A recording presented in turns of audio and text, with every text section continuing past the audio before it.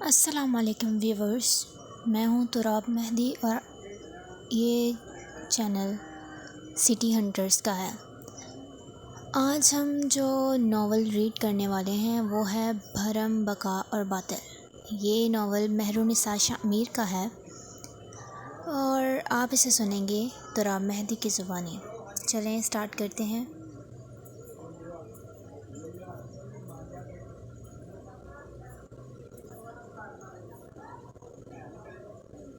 اس کا باب نمبر 1 ہم سٹارٹ کریں گے اور تب تک آپ میرے ساتھ ہی رہیے گا۔ آسمان پر چمکتے ہوئے ہلال کی نکرائی روشنی مدھم تھی۔ رات تاریخ تھی، ایسے جیسے کسی سیاہ کار کی غیر روشن قبر۔ ایسی سیاہ راتیں محض آسیب زدہ کہانیوں میں ہوتی ہیں، یا پھر یہ وہ رات تھی جب قدرتی سیاہی سے زیادہ کسی کے اعمال ناموں کی سیاہی آنکھوں کو چندھیانے والی تھی۔ کسی عمارت کی سنسان راہداریوں میں اس پہر وہ جو واحد آواز تھی وہ اس لڑکی کی سفید اونچی ایڑی والے بوٹوں کی تھی۔ یہ آواز ایک پل کو پراسراری کا اعلان تھی تو اگلے پل دغابازی کا پیغام دیتی۔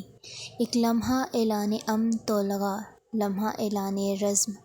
قدیم عمارت کی دیواروں میں لگے فانوس کی روشنیوں میں اس لڑکی کا چہرہ روشن ہوتا، پھر نقوش دھندلالے، پھر مدھم، پھر روشن، اور یہ سلسلہ یوں ہی جاری رہتا۔ بوڑھی عمارت کی قدیم دیواریں رازداری کا تہیہ کیے پوری شان سے کھڑی تھیں۔ اس پر ٹنگی قدیم مصوری رات کے اس پہر خوف کے پہرے دار لگ رہی تھیں، اور راہداریوں کی تنہائی کسی سوچی سمجھی سازش کا نتیجہ۔ لکڑی کے ایک بھورے دروازے کے باہر قدموں کی چاپ تھمی تو اگلے ہی لمحے دروازوں کے کھلنے کی چرچراتی کانوں کو چبھنے والی آواز گونجی۔ بھاری بوٹوں والی لڑکی اندر داخل ہوئی اور کمرے پر ایک طائرانہ نگاہ ڈالی۔ بھاری مخملی پردے کھڑکیوں پر گرے ہوئے تھے، اگر اٹھے ہوتے تب بھی باہر محض اس شہر کی تاریکی دکھائی دیتی، یا پھر برف۔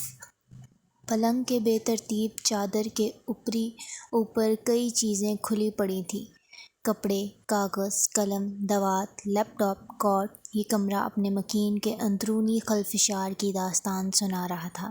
لڑکی چند لمحے چوکھٹ پر جمی کھڑی رہی، پھر اس نے نگاہیں اٹھا کر کمرے کے دائیں طرف رکھی لکڑی کی میز کی طرف دیکھا، جہاں ایک فانوس جل رہا تھا۔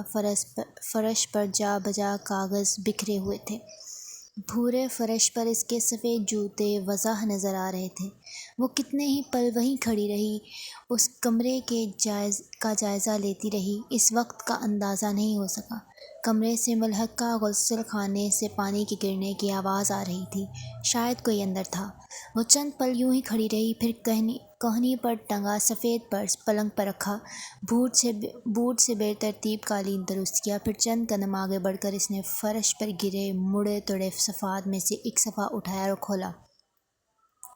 بھورے کاغذ پر سیاہ روشنائی سے انگریزی میں ایک تحریر درج تھی، کسی کہانی کا کوئی منظر، کوئی ٹکڑا۔ نوادر ایک قاری تھی، اور قاری لکھا ہوا چھوڑ دے، ناممکن۔ اس نے زیر لب لکھا ہوا پڑھنا شروع کیا۔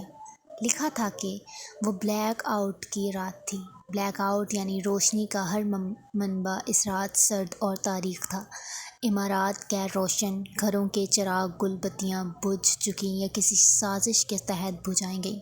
اگر آسمان پر چمکتے ہلال کے بغیر ثقل والی زمین پر ہواؤں میں تیرتے ہوئے کرۂ ارض کی طرف نگاہ ڈالو تو ساری زمین روشن تھی، بس ایک خطہ تھا جو تاریک تھا، سیاہ۔ وہ خطہ اس رات بلیک آؤٹ کا شکار تھا۔ سارے میں اندھیرا، محض اندھیرا، اور اندھیرے میں دنیا کیا کرتی ہے؟ گناہ، گمراہ، جرم اور قتل۔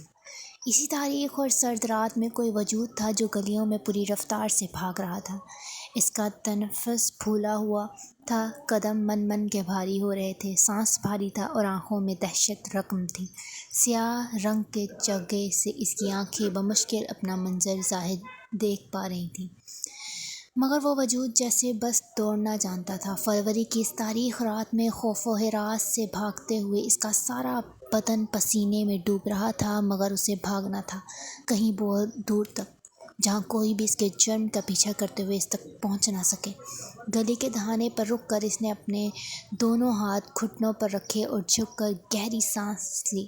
اسے سانس نہیں آ رہی تھی، سردی سے کا سارا جسم اکڑ رہا تھا۔ اس کی ہراساں نگاہیں